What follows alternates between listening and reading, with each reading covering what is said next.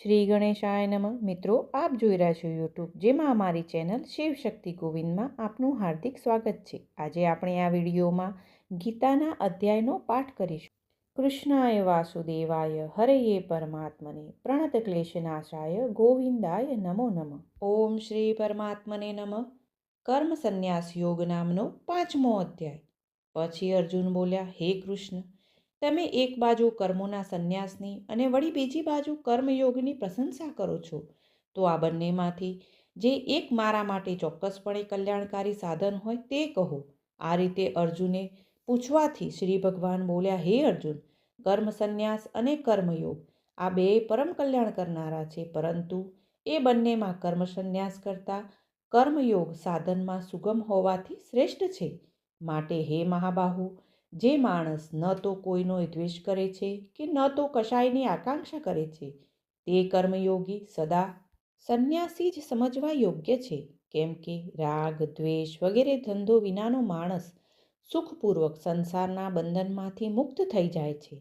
હે અર્જુન, ઉપર કહેલા સંન્યાસ અને કર્મયોગને બાળબુદ્ધિના માણસો અલગ અલગ ફળ આપનારા કહે છે, ડાહ્યા માણસો નહીં. કેમ કે બંનેમાંથી એકમાં પણ સમ્યક રીતે સ્થિત માણસ બેના ફળ સ્વરૂપ પરમાત્માને પામે છે.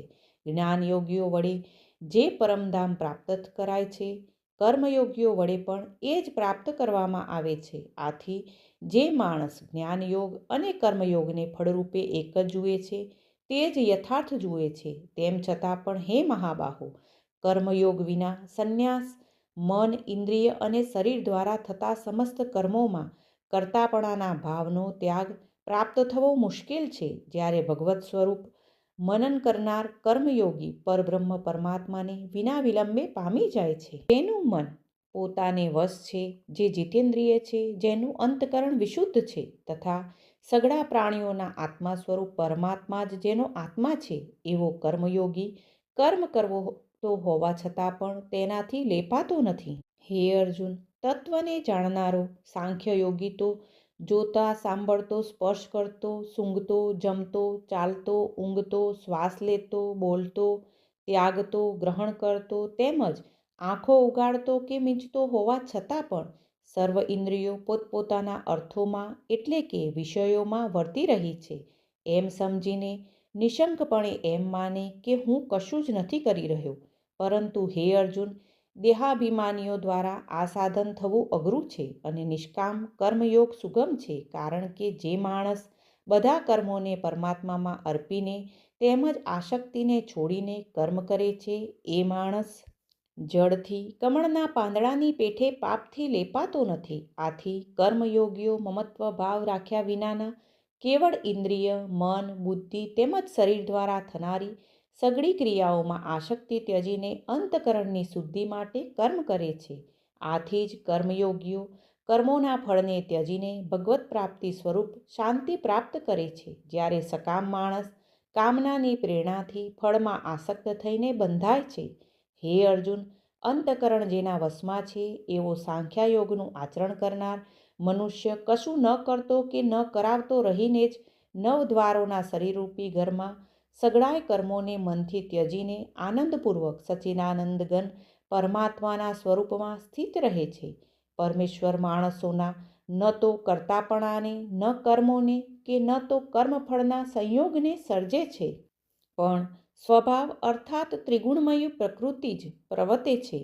સર્વવ્યાપી પરમેશ્વર ન તો કોઈના પાપ કર્મને ગ્રહણ કરે છે કે ન કોઈના શુભ કર્મને, પરંતુ અજ્ઞાન વડે જ્ઞાન ઢંકાયેલું છે.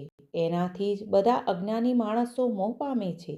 પણ જેમનું એ અજ્ઞાન પરમાત્માના તત્વજ્ઞાન વડે નષ્ટ કરી નાખવામાં આવ્યું છે, એમનું એ જ્ઞાન સૂર્યની જેમ એ સચ્ચિદાનંદ ઘન પરમાત્માને પ્રકાશિત કરી દે છે, એટલે કે પરમાત્માના સ્વરૂપનો સાક્ષાત્કાર કરાવે છે. હે અર્જુન, પરમાત્મામાં જેમનું મન તદ્રુપ થઈ રહ્યું છે, પરમાત્મામાં જેમની બુદ્ધિ તદ્રુપ થઈ રહી છે અને સચ્ચિદાનંદ ઘન પરમાત્મામાં જેમની નિરંતર એકાત્મ ભાવે સ્થિત છે, એવા પરમાત્મા પરાયણ મનુષ્યો દ્વારા જ્ઞાન પાપરહિત થઈને અનુપરાવૃત્તિને એટલે કે પરમગતિને પામે છે. એવા જ્ઞાનીજનો વિદ્યા અને વિનયશીલ બ્રાહ્મણમાં તથા ગાય, હાથી, કૂતરા અને ચાંડાળમાંય સમાન દ્રષ્ટિવાળા જ હોય છે. આથી જેમનું મન સમભાવમાં સ્થિત છે તેમણે આ જીવંત અવસ્થામાં જ સકળ સંસાર જીતી લીધો છે. કેમ કે સચ્ચિદાનંદ ઘન પરમાત્મા નિર્દોષ અને સમ છે, માટે તેઓ સચ્ચિદાનંદ ઘન પરમાત્મામાં જ સ્થિત છે. અને જે માણસ પ્રિયને પામીને હરખાય નહીં તેમજ અપ્રિયને પામીને અકળાય નહીં, એ સ્થિર બુદ્ધિનો અને સંશય વિનાનો બ્રહ્મવેતા મનુષ્ય સચ્ચિદાનંદ ઘન પરબ્રહ્મ પરમાત્મામાં એકાત્મ ભાવે કાયમ સ્થિત છે. બહારના વિષયોમાં આસક્તિ વિનાના અંતકરણનો સાધક આત્મામાં સ્થિત જે ધ્યાનજનિત સાત્વિક આનંદ છે એને પામે છે. એ પછી એ સચ્ચિદાનંદ ઘન પરબ્રહ્મ પરમાત્માના ધ્યાન સ્વરૂપ યોગમાં અભિન્ન ભાવે સ્થિત માણસ અક્ષય આનંદને અનુભવે છે. જે આ ઇન્દ્રિય અને વિષયોના સંયોગથી ઉત્પન્ન થતા સર્વ ભોગો છે તે બધા જો કે વિષયી માણસોને સુખરૂપ ભાસે છે તો પણ નિશંકપણે દુઃખના જ હેતુ છે. વળી આદિ અનંતવાળા એટલે કે અનિત્ય છે. માટે હે કૌંતેય, ડાહ્યો અને વિવેકી માણસ એમનામાં રમતો નથી. એ સાધક આ મનુષ્ય શરીરમાં દેહનો નાશ થયા પહેલાં જ કામ ક્રોધમાંથી ઉદ્ભવતા વેગને સહેવા સમર્થ બની જાય છે એ જ માણસ યોગી છે અને એ જ સુખી છે. જે માણસ અંતરાત્મામાં જ આનંદ અનુભવનારો છે, આત્મામાં જ રમનારો છે અને જે આત્મામાં જ જ્ઞાન સ્વરૂપ પરમાત્માનો અનુભવ કરનારો છે, એ સચ્ચિદાનંદ ઘન પરબ્રહ્મ પરમાત્માની સાથે ઐક્ય પામેલો સાંખ્ય યોગી શાંત બ્રહ્મને પામે છે. જેમના સઘળા પાપ નષ્ટ થઈ ચૂક્યા છે, જેમના સઘળા સંશયો જ્ઞાન દ્વારા નિવૃત્ત થઈ ચૂક્યા છે, જેઓ સર્વ પ્રાણીઓના હિતમાં રત છે, તેમજ જેમનું જીતાયેલું મન નિશ્ચળ ભાવે પરમાત્મામાં સ્થિત છે, એવા બ્રહ્મવેતા માણસો શાંત બ્રહ્મને પામે છે. કામ ક્રોધ વિનાના ચિત્તને જીતેલા પરબ્રહ્મ પરમાત્માનો સાક્ષાત્કાર કરી ચૂકેલા જ્ઞાનીજનો માટે ચારે કોર શાંત પરબ્રહ્મ પરમાત્મા જ પરિપૂર્ણ છે. હે અર્જુન, બહારના વિષય ભોગોનું ચિંતન કર્યા વિના તેમને બહાર જ ત્યજીને અને આંખોની દ્રષ્ટિને ભ્રમરોની મધ્યમાં સ્થાપીને તથા નાસિકામાં વિચરતા પ્રાણ અને અપાન વાયુને સમ કરીને જેણે ઇન્દ્રિયો, મન અને બુદ્ધિને જીત્યા છે, એવો જે મોક્ષ પરાયણ મુનિ ઈચ્છા, ભય અને ક્રોધ વિનાનો થઈ ગયો છે તે સદા મુક્ત જ છે. હે અર્જુન, મારો ભક્ત મને સર્વ યજ્ઞો અને તપોનો ભોગવનાર, સકળ લોકોના ઈશ્વરોનોએ ઈશ્વર તેમજ સઘળા પ્રાણીઓનો સુહૃદ એટલે કે સ્વાર્થ વિના દયાળુ અને પ્રેમ કરનાર એવો તત્વથી જાણીને શાંતિને પામે છે. શ્રી કૃષ્ણ અને અર્જુનના સંવાદમાં શ્રીમદ્ ભગવદ્ ગીતા રૂપી ઉપનિષદ અને બ્રહ્મવિદ્યા તથા યોગશાસ્ત્ર વિષયનો કર્મ સંન્યાસ યોગ નામનો 5મો અધ્યાય સમાપ્ત. શ્રીમદ્ ગીતા મહાત્મય. શ્રી પૃથ્વી માતાએ પૂછ્યું, હે ભગવાન, હે પરમેશ્વર, પ્રારબ્ધ કર્મને ભોગવી રહેલા આ મનુષ્યોમાં એકનિષ્ઠાવાળો ભક્તિભાવ કેવી રીતે ઉત્પન્ન થઈ શકે છે? પ્રારબ્ધને ભોગવતો છતાં જે મનુષ્ય ગીતાના અભ્યાસમાં રત રહે છે તે કર્મફલોમાં આસક્તિ વગરનો થઈ કર્મોથી લેપાતો નથી અને તે જ ખરેખરો સુખી છે. માણસ જો ગીતાના જ્ઞાનનું ધ્યાન કરતો રહે તો કમલપત્રને જેમ જળ અડકતું નથી તેમ ગમે તેવા મોટા પાપો પણ તેને સ્પર્શ કરી શકતા નથી. જ્યાં ગીતાનું પુસ્તક હોય છે અને ગીતાના પાઠની પ્રવૃત્તિ થાય છે ત્યાં જ પ્રયાગાદિ સર્વ તીર્થો રહેલા સમજવા.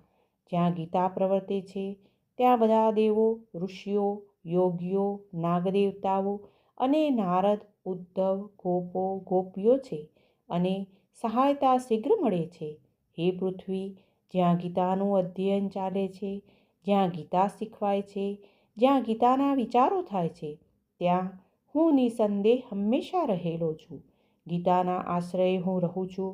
સર્વ જ્ઞાનોમાં ગીતા જ્ઞાન જ મારે રહેવાનું ઉત્તમ ઘર છે. ગીતાના જ્ઞાનનો આશ્રય કરીને જ હું સ્થૂળ, સૂક્ષ્મ અને કારણરૂપ 3 પ્રકારના સંસારનું પાલન કરું છું. ગીતા એ મારી સર્વશ્રેષ્ઠ અને બ્રહ્મરૂપિણી વિદ્યા છે. અવિનાશી અર્ધ માર્તા રૂપ છે, નિત્ય છે, ભણવી ન શકાય તેવા પદોવાળી છે, તેમાં સંશય નથી. આ ગીતા ચિદાનંદ શ્રી કૃષ્ણએ પોતાના મુખથી અર્જુનને કહેલી છે.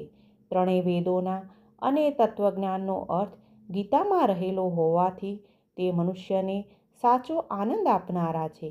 જે મનુષ્ય સ્થિર ચિત્તે ગીતાના 18 અધ્યાયનું સદા મનન કર્યા કરે છે તેનું સાચું જ્ઞાન થાય છે. તેથી તે પરમપદને પામે છે. પૂરો પાઠ ન થઈ શકે તો અર્ધો પાઠ કરવાથી પણ ગોદાનનું પુણ્ય થાય છે, તેમાં સંશય નથી. ત્રીજા ભાગનો પાઠ કરનાર ગંગા સ્નાનનું અને છઠ્ઠા ભાગનો પાઠ કરનાર સોમયોગનું ફળ પામે છે. ભક્તિપૂર્વક રોજ 1 અધ્યાયનો પાઠ કરનાર પણ રુદ્રલોકને પામીને ત્યાં લાંબા કાળ સુધી રુદ્રનો ગણ થઈને વાસ કરે છે. હે પૃથ્વી, જે મનુષ્ય 1 અધ્યાય 1 શ્લોકના 1 ચરણનો પણ પાઠ કરે છે તે મન્વંતર સુધી મનુષ્ય દેહને પામે છે. જે મનુષ્ય ગીતાના 10 શ્લોક અથવા 5, 7, 2, 3, 1 કે અડધા શ્લોકનો પણ પાઠ કરે છે તે 10,000 વર્ષ સુધી ચંદ્રલોકને પામે છે. ગીતાના પાઠ સંયુક્ત મરનારો પાછો મનુષ્યપણું પામે છે અને મનુષ્યમાં જ ગીતાના જ્ઞાનનો અભ્યાસ કરીને ઉત્તમ મુક્તિ પ્રાપ્ત કરે છે. મરતા મરતા ગીતા એટલું બોલે તો પણ સદગતિ પામે છે. મહાપાપી પણ જો ગીતાનું જ્ઞાન સાંભળવામાં આસક્ત થાય તો વૈકુંઠને પામીને વિષ્ણુની સાથે આનંદ અનુભવે છે. રોજ અનેક કર્મો કરીને પણ જો ગીતાના અર્થનું ચિંતન કરે તો જીવનથી મુક્ત થયેલો જાણવો અને આ મર્યા પછી તે પરમપદને પામે છે. ગીતાના આશ્રયથી જનક વગેરે ઘણા રાજાઓ પૃથ્વીમાં નિષ્પાપ થઈને વખણાયા છે અને છેવટે પરમપદને પામ્યા છે. ગીતાનો પાઠ કર્યા પછી મહાત્મ્યનો પાઠ ન કરે તો તેને ગીતાનો પાઠ શ્રમરૂપ જ લાગે છે. માટે આ મહાત્મ્ય સાથે જ તેનો વારંવાર પાઠ કરે છે તે તેના પૂર્વે કહેલા ફળને પામીને દુર્લભ ગતિને પામે છે. સૂત બોલ્યા, આ મેં ગીતાનું સનાતન મહાત્મ્ય કહ્યું. ગીતાનો પાઠ કરનાર જે મનુષ્ય પાઠના અંતે તેનો પાઠ કરે છે તે મહાત્મ્યમાં કહેલા ફળને પામે છે. ઇતિ શ્રી વારા પુરાણે શ્રીમદ્ ભગવદ્ ગીતા મહાત્મ્ય સંપૂર્ણમ.